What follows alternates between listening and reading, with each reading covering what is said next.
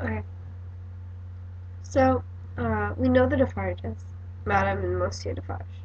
Uh, and we know that Madame Defarge, whenever we see her, she's constantly knitting, but we aren't really actually sure what's going on with that knitting. Um, Finally, in chapter 15, we figure out like that she like in chapters 15 and 16, uh, we finally figure out what she's knitting, and she's knitting people's like names and like faces or like their description into essentially like a scarf.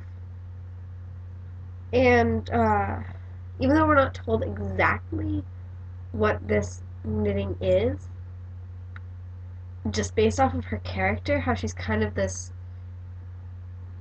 foreboding character from what we first have gotten, we automatically assume that this scarf or this knitting piece can't be good.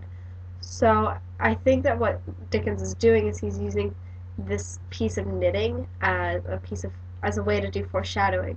That by her adding um, uh, Barsad and Charles Darnay to this knitting, that it's a foreshadowing to us as an audience that something's gonna go bad, and it's not gonna.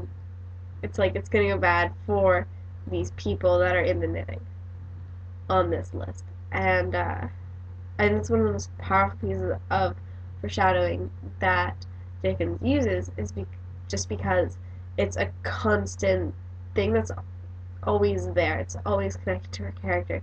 So it's a reminder to the audience that something bad is going to happen.